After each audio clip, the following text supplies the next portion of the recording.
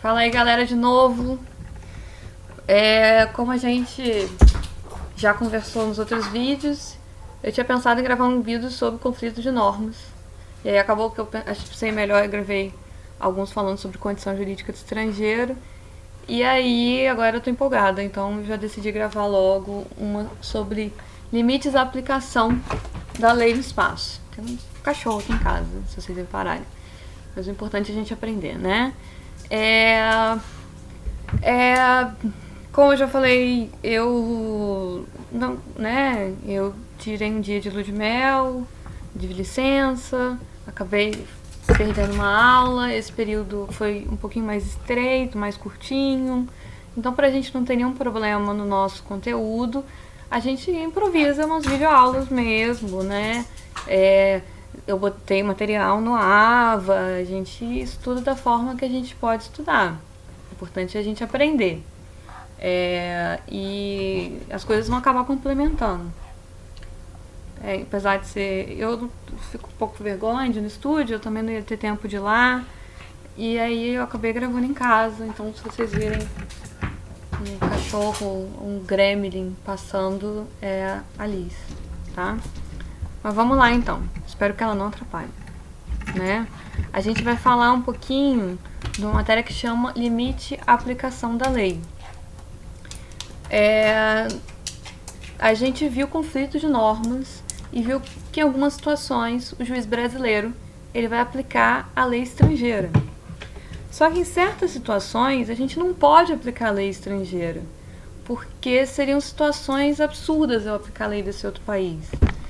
Então a gente, né, vai estudar justamente essas situações em que, apesar da lei indicada, pelas normas indiretas, pelas regras de conexão, pelo meu ordenamento jurídico, ser uma determinada lei estrangeira, eu não aplico a lei estrangeira, eu simplesmente não posso aplicar, né? O meu ordenamento jurídico veda que eu aplique essa legislação, ok? Vamos lá então, aos poucos. Eu não sei porquê, mas ficou esse número aí, apareceu esse número 2687, eu não faço ideia do que é isso. Tô quase jogando na loteria, né? Vai que alguma coisa especial, mas não sei, né? Vamos lá.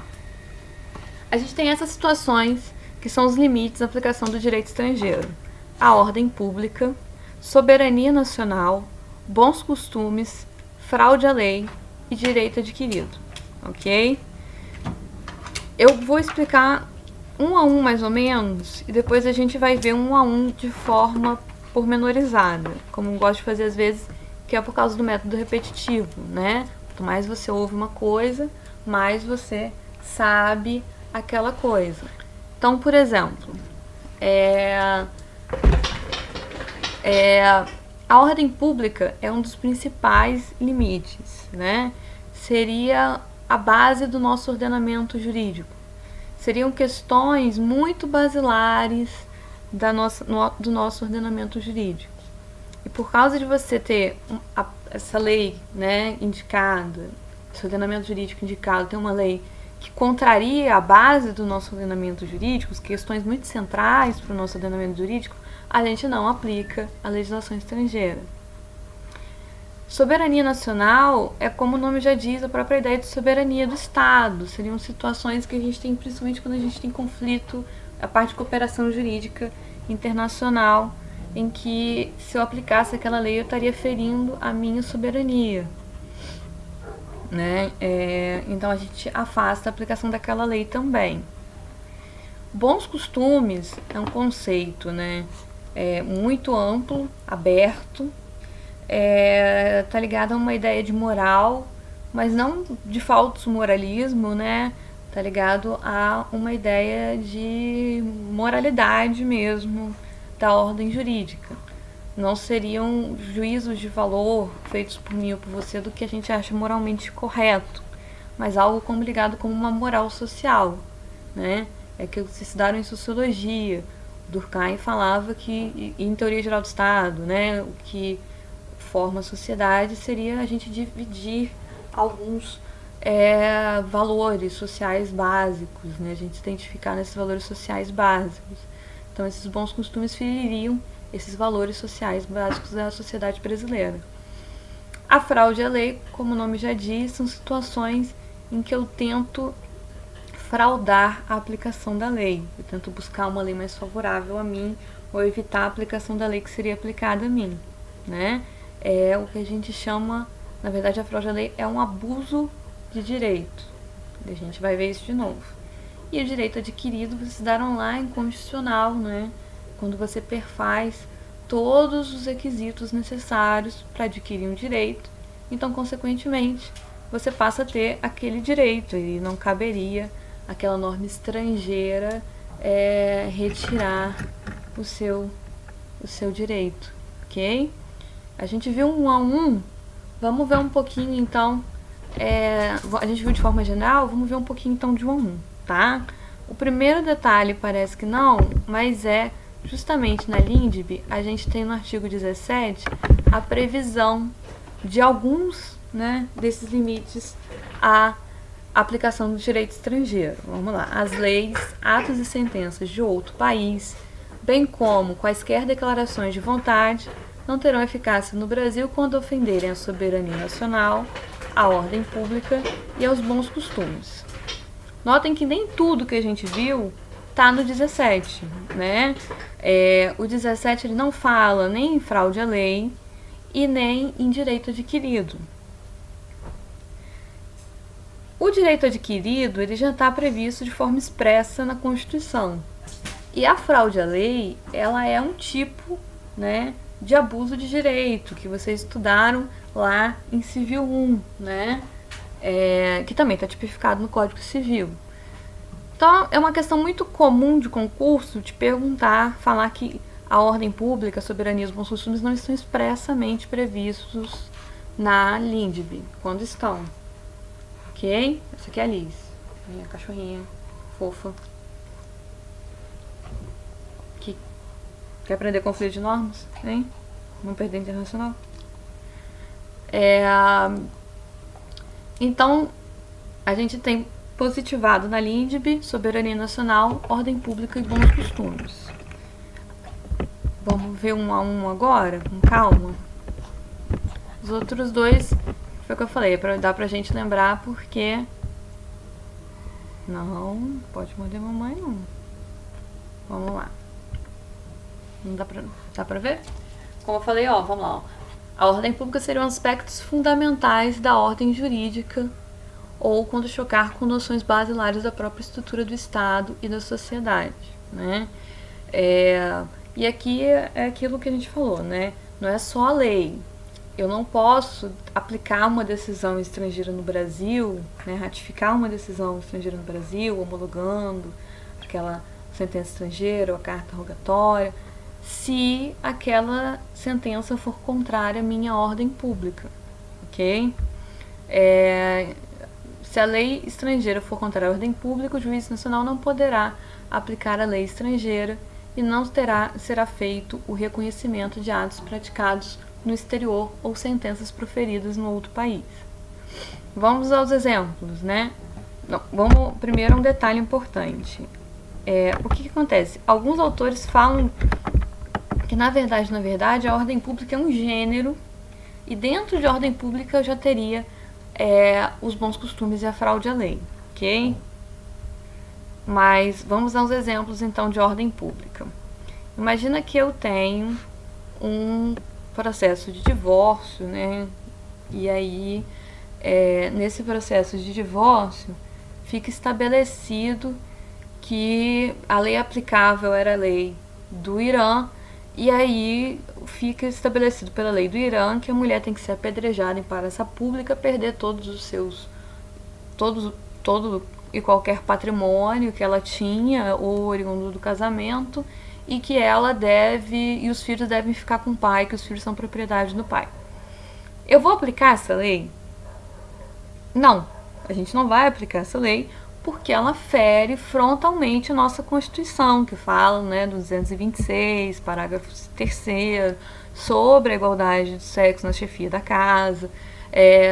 Ela é frontalmente contrária à dignidade da pessoa humana também.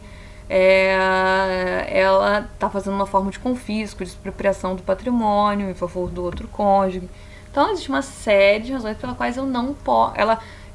Em vez de eu buscar, né, naquele divórcio, a guarda, atente ao interesse do menor, eu estou basicamente tratando a criança como se fosse um objeto e dando ela para o pai. Então existe uma série de questões de ordem pública que me impedem de aplicar essa lei, né? Eu não posso aplicar essa lei. Deu para entender mais ou menos? Um outro exemplo, né? A gente tem no mundo 70 países que criminalizam a homossexualidade. Em 70 países é crime você ser, né, homo, bissexual, transexual. E em 13 desses 70 países existe previsão de pena de morte para pessoas que não são heteronormativas. Beleza. E a gente vai aplicar uma lei dessa no Brasil? Não, isso fere frontalmente a dignidade da pessoa humana. Eu estou estabelecendo pena de morte, né? Eu estou ferindo o direito à vida. A única condição que não é uma situação de caso de guerra, é a única situação que a gente pode aplicar caso de pena de morte seria nisso. Então, eu não posso aplicar essa norma porque ela fere a ordem pública, ela fere os valores essenciais do meu ordenamento jurídico e da minha sociedade como um todo, ok? Da minha sociedade. Os valores que nós compartilhamos enquanto sociedade brasileira são feridos quando eu não observo a ordem pública. Como eu falei, soberania nacional, né? É uma coisa que vai ficar mais para quando vocês forem ter TGP, quando vocês forem ter processo civil, porque são situações em que se eu aplicasse aquela lei, eu ia estar ferindo a minha soberania. Em geral são situações, não pode. São situações em que eu estaria ferindo o meu território, a minha independência. Eu falei com vocês um exemplo, um tempo atrás, que era o seguinte. A gente tem uma norma que estabelece como competência absoluta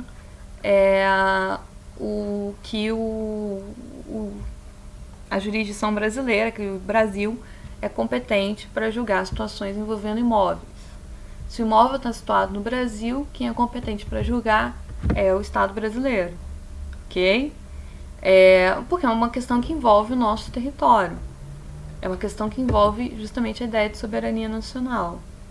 E eu não posso aplicar uma lei. Eu tinha restrições, por exemplo, em relação a terras de estrangeiros há pouco tempo atrás, principalmente em relação à compra de imóveis na Amazônia, né? Agora que o Temer fez esse favor de vender, né? Abrir as portas. Mas em determinadas situações eu posso estar aplicando uma norma que vai ferir a minha soberania, que vai afetar o meu território. Ok? Vamos para o próximo. Isso é mais para a parte de cooperação jurídica mesmo.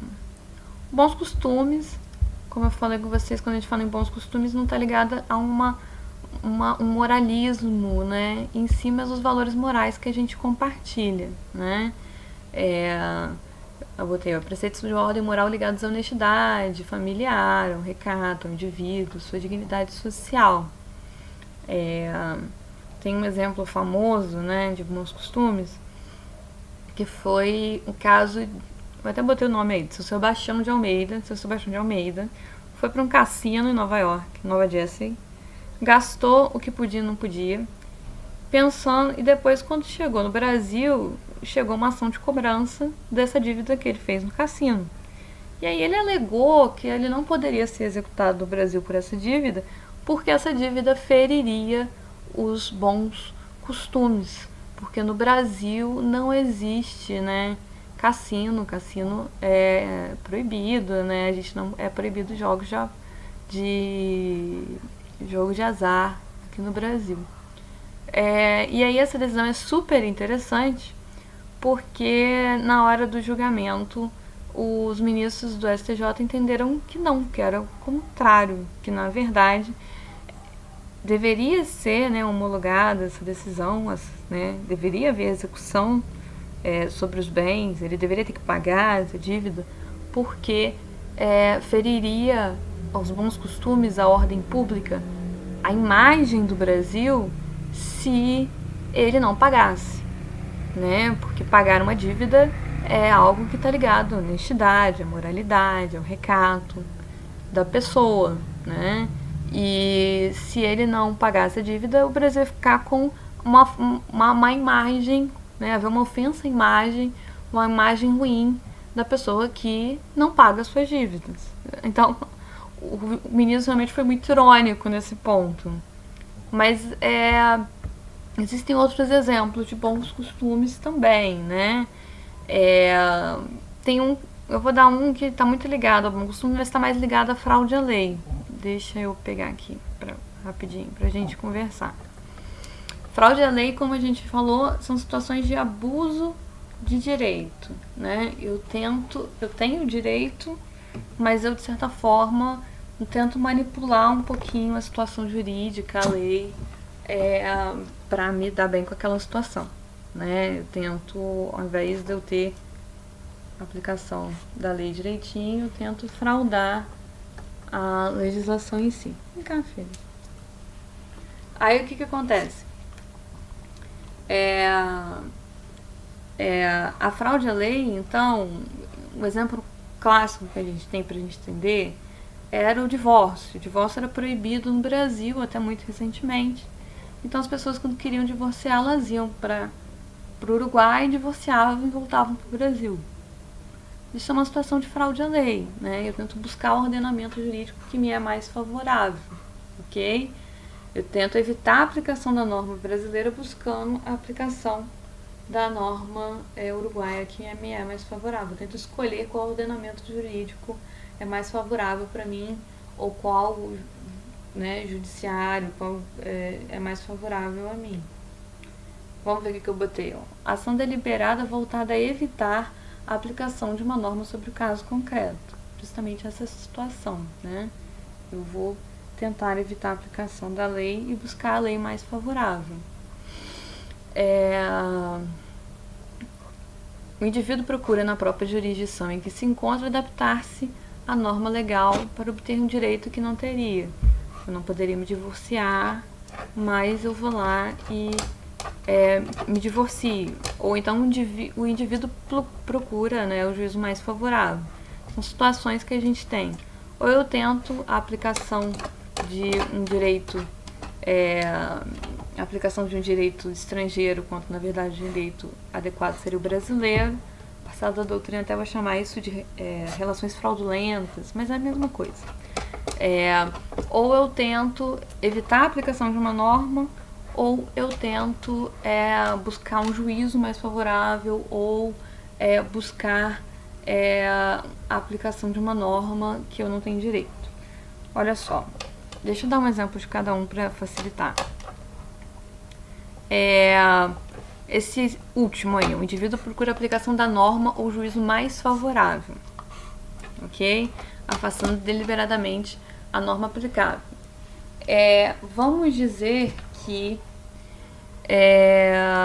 você, né, vive um poliamor e aí você quer se casar com 2 caras ou com 2 mulheres, e no Brasil não pode, nosso ordenamento jurídico até teve um reconhecimento de um casamento há poucas semanas atrás, mas você não pode, né, a gente só pode ter casamento entre um homem e uma mulher, ou o casamento homoafetivo. E aí você pega e fala, beleza, eu vou para um país, né, que permita a poligamia e me caso lá. Então eu estou buscando um ordenamento jurídico que é mais favorável a mim e tentando afastar a norma que é aplicável a mim, ok? O que acontece é que mesmo nesses ordenamentos jurídicos você não tem essa permissão, você só pode se casar nesses países se você for, né, de lá. Então também não resolveria. Curiosidade por curiosidade, né? Eu não posso ir para o Irã para casar com 2 mulheres. Eu não, mas um homem não poderia ir para o Irã para casar com 2 mulheres, porque isso não seria reconhecido pelo Brasil, porque isso feriria seria uma fraude à lei e também porque a gente entende que isso fere os bons costumes, ok? Agora a questão da jurisdição, né? Um outro exemplo também que a gente tem muito comum é o sequestro de menores. Eu falei um pouquinho para vocês sobre a Convenção de Haia relativa ao sequestro de menores, que o Brasil é signatário. O sequestro de menores está relacionado a quando um dos pais retira sem consentimento do outro a criança do país, né? Retira sem consentimento do outro a criança do país. Por que isso acontece? Porque a gente viu que a norma aplicável o estatuto pessoal é o domicílio. Então, no caso de guarda, que é direito de família, a norma que eu aplico é o domicílio, e a gente viu que o domicílio da pessoa mais interessada aí é a criança. Então, eu aplico o domicílio da criança. Então, a problemática é que muitas vezes as pessoas tiravam a criança, né, sequestravam, não exatamente, abduziam, né, tiravam a criança do país, iam para o país que ela era mais favorável, e aí ali eu deveria aplicar a norma daquele país, ok? O caso do Chan, né, lembram que o Chan era uma criança, era bebê, a mãe dele veio para o Brasil sem autorização do pai, em tese para passar férias. Chegando aqui, ela foi ficando, conheceu outro cara, namorou outro cara, quando foi ter o outro filho, a criança morreu. Ficou anos e anos aqui e a avó pediu a guarda do Chan.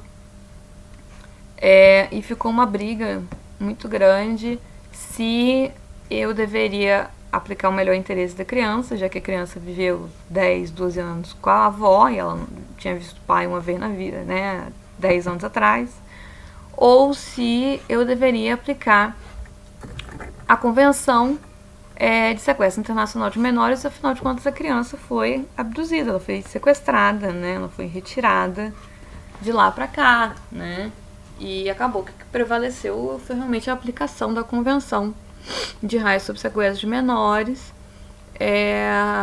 e se definiu então que a lei aplicável e que a jurisdição competente seria do lugar em que a criança seria o domicílio da criança, o domicílio dela seria o domicílio legal, né? Apesar do domicílio de fato dele ter vivido aqui 10 anos, o domicílio dele de fato era os Estados Unidos até a mãe dele sequestrar ele. Então a norma aplicável, o juízo competente era os Estados Unidos. Então, mesmo não sendo no melhor interesse da criança, afinal ele foi para o país que ele não falava o idioma, com um pai que ele não conhecia, a gente houve essa entrega, ok? Isso é muito comum. Eu sempre dou o mesmo exemplo, né? A pessoa, ela quer definir a guarda da criança. Tem aquele filme também que eu botei, Nunca Sem Minha Filha, que eu recomendei para vocês, que a mãe, que o marido chama a mulher para visitar a família dele no Irã, uns meses, ela vai, porque seria para passar uma semana de férias, e aí ele decide morar lá. E aí, pela legislação de lá, quando você se casa com um iraniano, você perde a sua nacionalidade, se torna iraniana também, sua filha se torna iraniana também, e você só pode fazer o que o marido manda, você vira propriedade do seu marido. Consequentemente, se ela fosse rejeitada, pedisse divórcio, ela perderia a filha dela. E aí ela foge do país com a filha dela, baseado em fatos reais mesmo, né? Eu botei também no AVA a história dela. Mas é uma forma, né, de eu tentar buscar um ordenamento jurídico mais favorável. Para ele, o ordenamento jurídico mais favorável no caso de divórcio, no caso de guarda, no caso de alimentos, é a legislação iraniana, muito mais favorável do que o Brasil. Então, fraude de lei é mais ou menos isso, é uma forma de abuso de direito. Eu tento buscar não a legislação que deveria ser aplicada no meu caso, mas uma legislação ou uma jurisdição que é mais conveniente. Beleza? A minha cachorra tá possuída.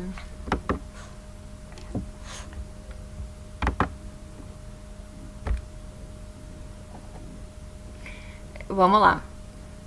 Aqui depois vocês leem com calma, né? A pessoa, quando ela utiliza a lei, ela sempre busca um fim lícito, algo que não é permitido, ou uma benfeitoria, uma benesse que não está permitida na legislação. E há a presença desse dolo, né? Essa vontade da aplicação de uma norma mais favorável a si, ok? O terceiro que eu falei com vocês, quarto, não perdi a conta, elemento limitador da fraude à lei é o direito adquirido, né? Que não está na LINDB, mas que está na Constituição, né? A partir do momento que você preenche todos os requisitos que a norma estabelece para adquirir um direito, você adquiriu aquele direito, né? Tudo bem. Então, não seria justo que aquele direito fosse retirado de você, né? O exemplo anterior que eu citei do Nunca Sei Minha Filha seria né? A lei internacional depois falar que a mulher não tem direito a nada do patrimônio do marido dela através de uma fraude à lei seria uma forma de eu ferir o direito adquirido. Filha, se acalma, por favor. Normal, gente. Eu não posso usar, né, a expressão do direito adquirido se isso ferir a ordem pública ou se isso ferisse um outro ou os bons costumes, né, como é o caso do casamento poligâmico, né. O que a gente, depois eu menciono com você, que na verdade tem uns detalhezinhos, né. Eu vou para um país onde não é permitido o casamento poligâmico, aí eu me caso, fraudo a lei, fraudo a ordem pública, e aí eu falo que eu tenho direito adquirido porque naquela legislação lá eu já cumpri os requisitos, então a legislação brasileira não poderia ir contra. Eu não posso fazer isso, né? Seria um absurdo.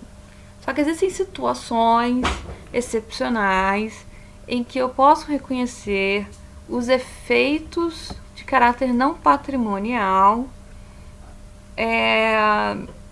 de certas circunstâncias que, em tese, feririam a ordem pública ou poderiam ferir uma fraude à lei, né? Eu tive um casamento poligâmico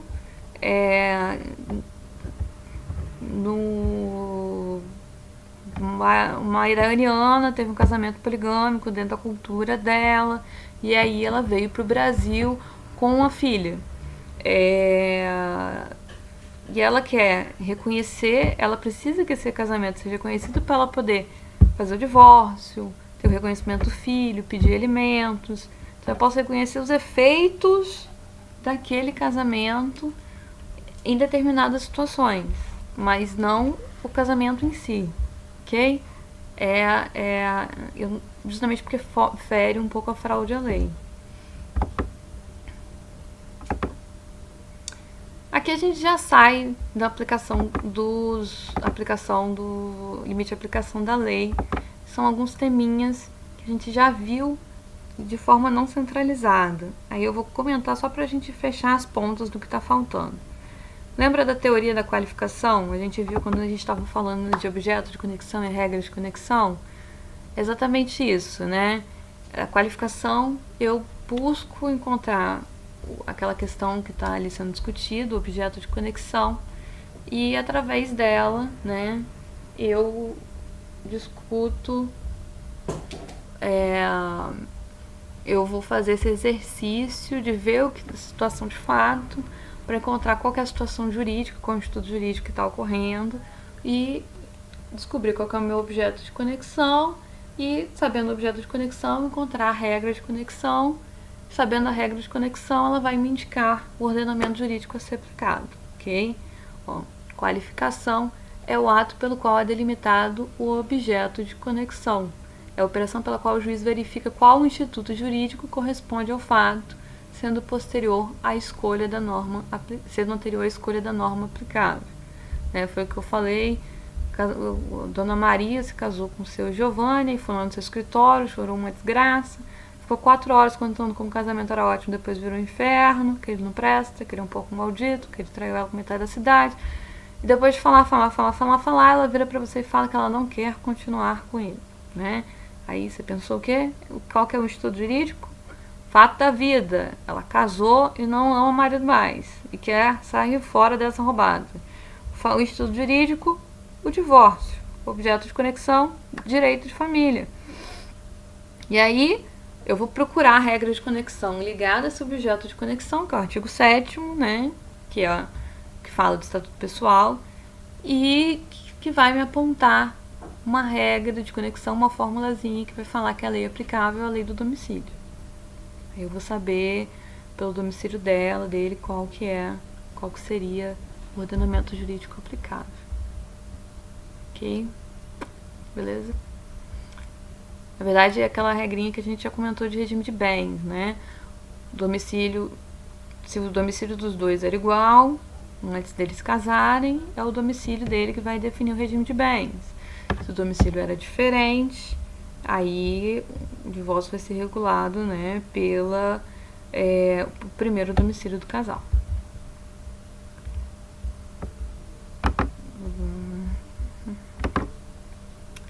Gente, reenvio. Reenvio é uma situação que é vedada no ordenamento jurídico brasileiro. É uma situação que é basicamente a seguinte: a minha lei fala que a lei aplicável é do estado X, né? E esse estado X fala que a lei aplicável não é do estado X. Ou é a minha lei ou é lei de outro país. Isso é o reenvio, né? Meu ordenamento jurídico envia para outro ordenamento jurídico a norma aplicável e o ordenamento jurídico desse outro país não reconhece o seu como aplicável. Vamos lá. O exemplo que eu botei para vocês, né? O estado A, segundo a legislação do estado A, a lei aplicável é do estado B. E segundo a legislação do estado B, a lei aplicável é a do estado A. Esse reenvio a gente chama de primeiro grau. Estão vendo? Porque pra gente, o que o estado A vai fazer? Ele vai aplicar a própria lei. E assim ele acabou o problema. O envio de segundo grau, o segundo exemplo, o estado A falou que a legislação aplicável é o estado B. E o estado B falou que a legislação aplicável é o estado C. Aí o que acontece? O que o estado A vai fazer? Ele vai ver pela legislação do estado C qual que é a legislação aplicável? Não, porque isso nunca vai ter fim. Ele vai aplicar a legislação do estado C. Esse é o reenvio de segundo grau, ok? A gente veda o reenvio. Se a minha legislação mandou aplicar o estado B, eu aplico e pronto, acabou. Eu ignoro a legislação do estado B. Quando nos termos dos artigos precedentes, se houver de aplicar lista estrangeira, tendenciar em vista a disposição dessa, sem considerar qualquer remissão por ela feita a outra lei. Então, se a lei, acho que eu dei o exemplo errado, mas tudo bem. Se a lei do estado A mandou aplicar a lei do estado B, e aí o estado B remete à lei do estado A, eu ignoro qualquer remissão que ele possa fazer e aplico a lei do estado B. Se a lei do estado A, esse é o reenvio de primeiro grau. Se a lei do estado A me aponta a lei do estado B e a lei do estado B aponta a lei do estado C, eu ignoro esse reenvio para outro estado e aplico a legislação do estado B. Ok? Porque senão eu corro risco de ficar nesse jogo de empurra-empurra e nunca resolver a situação de fato.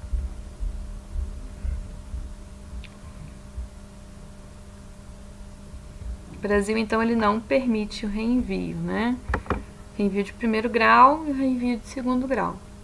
Agora, se o estado A, ele manda para o estado B, e o estado B reconhece o seu ordenamento jurídico como competente, como a norma aplicável, não tem reenvio, né, galera? Aí tá tudo certo, tá tudo resolvido. Show de bola.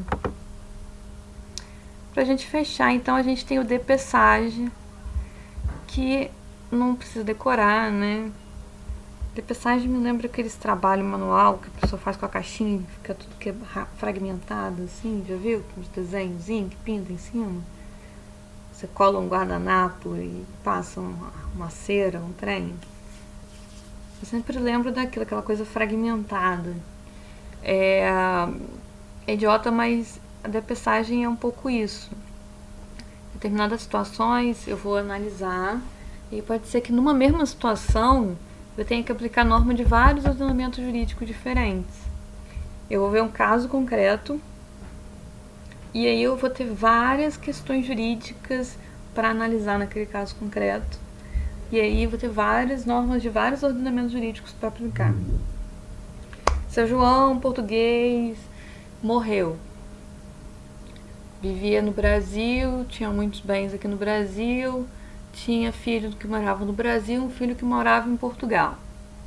Aí ele foi e morreu. E ele tinha feito um testamento na Espanha, ok? Então vamos lá. O testamento. O testamento está dentro de conducistas, lembra? É um negócio jurídico, é um ato unilateral, né? De vontade, então ele tem que seguir a norma do país onde ele foi elaborado. Então aquele testamento ele vai ter de ser analisado se ele está em conformidade com as normas da Espanha, e depois ele vai ter que ser analisado se ele seguiu as formalidades de um testamento brasileiro, né? Já que ele vai ser executado no Brasil, porque os bens estão no Brasil. Mas eu também tenho que ver aí capacidade para suceder, que é o domicílio, né, do herdeiro ou do legatário. E aí eu vou ter que analisar do filho que mora em Portugal e a capacidade de suceder do filho que mora no Brasil. E aí qual lei que eu aplico para sucessão? Para sucessão eu aplico a lei do domicílio do morto. Então, que aí vai ser o Brasil. Então eu vou aplicar a lei brasileira em relação à sucessão, eu vou aplicar a lei portuguesa e a brasileira em relação à capacidade de suceder, eu vou captar a lei espanhola em relação ao testamento e a brasileira também em relação às formalidades. Então, basicamente, o DPSAGE é essa fragmentação, né? Eu vou analisar todas as questões todas as relações relativas àquele caso concreto, que eu vou precisar verificar o objeto de conexão e a regra de conexão para saber quais são os ordenamentos jurídicos aplicáveis. Então, num caso concreto, eu posso aplicar mais de um ordenamento jurídico. Ok?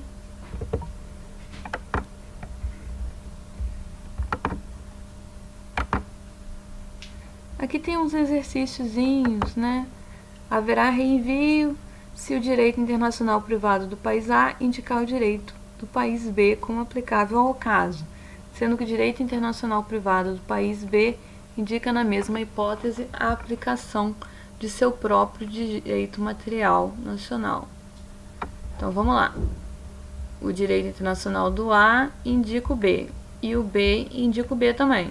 Então não é uma hipótese de reenvio, essa questão está errada, né? Se o país que foi indicado, o país B, indicasse a legislação de A ou de C, aí sim eu ia ter reenvio. Mas ele não enviou a norma para outro país, ele manteve a própria norma. Tá. Vamos lá. Reenvio de primeiro grau. No direito nacional privado, entre país A e B, configura-se hipótese de reenvio de primeiro grau quando o DIP do país A indica o direito do país B como aplicável e o DIP do país B, sob seu ponto de vista, indica o direito do país A como aplicável. O DIP do país A indica o DIP do país B como o direito ou o direito do país A como aplicável. E o DIP do país B, sob seu ponto de vista, indica o do país B ou o direito do país A como aplicável. Letra C. O DIP do país A indica o direito no terceiro país C como aplicável e o DIP do país B, o DIP do país B, sob seu ponto de vista, indica o DIP do país C como aplicável. O DIP do isso aqui nem reenvio, né? O DIP do país A indica o DIP do país B como aplicável, o DIP do país B, sob seu ponto de vista, indica outro DIP como aplicável. Esse é a resposta correta. O DIP do país B indica o DIP do país A como aplicável, e o DIP do país A, sob seu ponto de vista, indica o próprio direito como aplicável. Vamos a um, né? O DIP do país A indica o do país B como aplicável, o DIP do país B, sob seu ponto de vista, indica o do A. Isso é um reenvio? É, né? Eu mandei para o país B e o país B mandou de volta para mim. É um reenvio, só que é um reenvio de primeiro grau. Essa é a hipótese correta. Eu tenho outros exemplos aqui, mas que são de segundo grau. E é basicamente isso. Assim a gente fecha essa parte do conteúdo, né? A mais. Espero que vocês tenham entendido. Eu acho que é isso. Né? Vem cá, monstrinho. Deixa eu mostrar o monstrinho pra vocês. Esse aqui é meu gremlinzinho, meu demônio da Tasmânia, que é a coisa mais fofa e destrutiva do mundo, né? Pipi. Então tá bom. Qualquer dúvida, mandar e-mail, ok? Tchau, gente.